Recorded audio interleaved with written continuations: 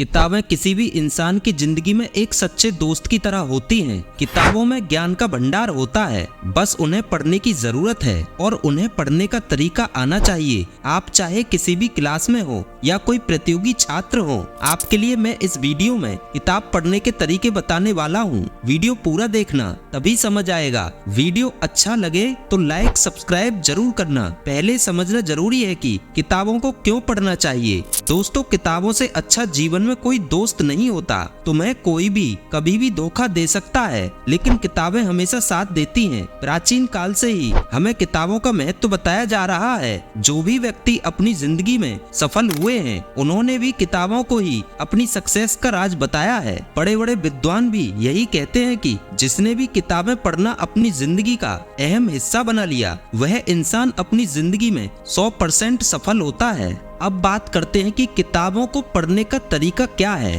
How to read a book अमेरिकी दार्शनिक Mortimer जे Adler की एक किताब है। इसे 1940 में प्रकाशित किया, फिर 1972 में संशोधित रूप से प्रकाशित किया है, जिसमें किसी किताब को कैसे पढ़ना है यह बताया गया है। ध्यान से सुनना, तभी समझ आएगा। किसी किताब को पढ़ने के 3 अलग अलग दृष्टिकोण होने चाहिए। एडलर का दावा है कि किसी किताब से ज्यादा लाभ लेने के लिए 3 दृष्टिकोण से उसे पढ़ना चाहिए। पहला है संरचनात्मक। विश्लेषणात्मक यानी किसी भी टॉपिक को विस्तृत रूप में पढ़ने का पहला चरण है कि पुस्तक की संरचना को समझना और उस किताब के उद्देश्य को समझना। मतलब यह है कि किताब की विषय सूची देखना और उसमें क्या टॉपिक है, ताकि किताब को समझा जा सके। जो किताब को पढ़ रहा है उसे यह पता लगाना चाहिए कि लेखक किन समस्याओं को हल करने का प्रयास कर रहा है। दूसरा है व्याख्यात्मक। इसमें सबसे पहले पुस्तक पढ़ने वाले को यह जरूरत होती है कि लेखक के द्वारा जो भी विशेष शब्द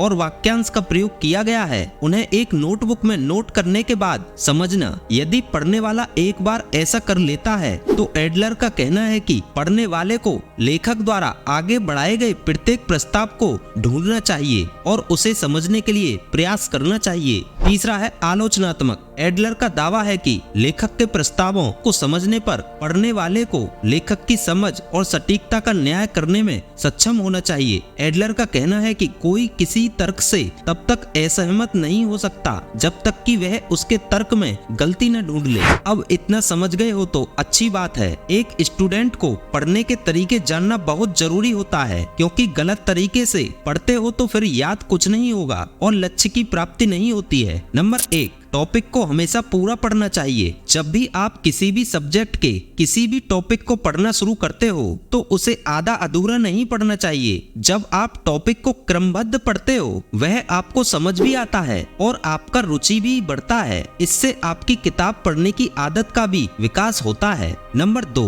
एक योजना बनाओ कि आप हर घंटे या एक दिन में कितने पेज पढ़ोगे। देखो, जब आप कोई टारगेट नहीं बनाते हो तो आप किताब नहीं पढ़ सकते। जब तक आपका लक्ष्य नहीं होगा तब तक आपका मन किताब पढ़ने में नहीं लगेगा। आपको एक योजना के अनुसार अपने अनुकूल कितने पेज एक दिन में पढ़ना है, यह निश्चित जरूर करना चाहिए। नंबर 3, इंटरैक्टिव तरीके से पढ़ो। किताब में जो टॉपिक आप पढ़ रहे हो उसे आत्मसात करें और अपने पसंदीदा टॉपिक को अपने जीवन का हिस्सा बनाकर पढ़ो। और आप जो भी पढ़ते हैं, जिस टॉपिक को पढ़ने में आपका रुचि है, उनके पृष्ठ संख्या जरूर नोट करते रहें, जिससे कभी उस टॉपिक को पढ़ना हो तो आसानी से दोबारा देख सको। पढ़ते समय एक पेंसिल का प्रयोग जरूर करो, क्योंकि आपको जो भी लाइन या शब्द याद करना है उसे अंडरलाइन कर सको, जिससे आपका ध्यान उस टॉपिक पर आकर्षित होता रहे। नंबर 4, हमेशा चैप्टर के अनुसार पढ़ो। किसी भी सब्जेक्ट की किताब को शुरू से आखिर तक सीधे लगातार पढ़ोगे तो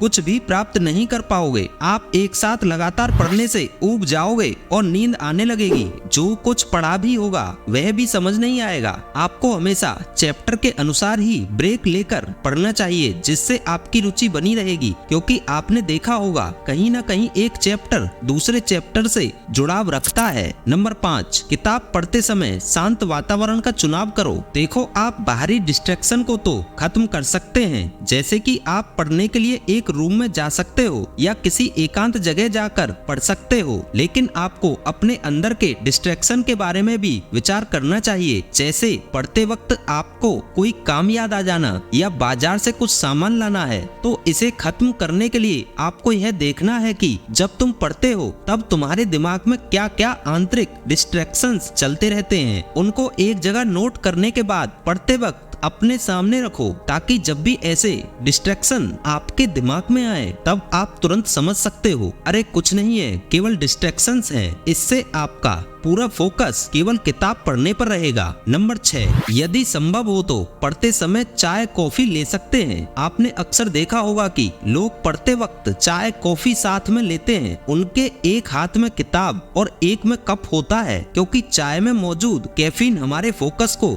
बूस्ट करता है। तो आप जब कभी भी कोई कठिन टॉपिक पढ़ रहे हो और आपका मन नहीं कर रहा है कि पढ़ा जाए, तो आप चाय के साथ पढ़कर जरूर देखें। किसी किताब के किसी टॉपिक को ध्यान से पढ़ने के लिए यह एक सस्ता और अच्छा माध्यम है। नंबर 7, अपने फोन को पढ़ते समय दूर रख दो। आपने महसूस किया होगा कि जब भी आप पढ़ाई करते हो तो बीच बीच में दिमाग कठिन टॉपिक से हटकर पास में रखे मोबाइल फोन पर जाता है, और यदि गलती से जब आप मोबाइल उठा लेते हो तब किताब तो खुली रहती है लेकिन मोबाइल ऑन हो जाता है। इसके बाद फिर क्या होता है आप अच्छे से जानते हो। इसलिए दोस्त, यदि आप किताब से पढ़ रहे हो तो मोबाइल को दूर रखना ही ठीक रहेगा। जब आप इसे दूर रख दोगे तो आपके दिमाग में यदि पढ़ते वक्त मोबाइल का ख्याल आ भी गया, आपका शरीर दूसरी जगह जाने को मना कर देगा। बस दिमाग को समझाने के लिए इतना ही वर्ड काफी होता है। आप फिर से एकाग्र होकर पढ़ाई कर सकते हैं। वीडियो आपको अच्छा लगा हो तो लाइक करना, चैनल पर नए हो तो सब्सक्राइब करना। धन्यवाद। जय हिंद।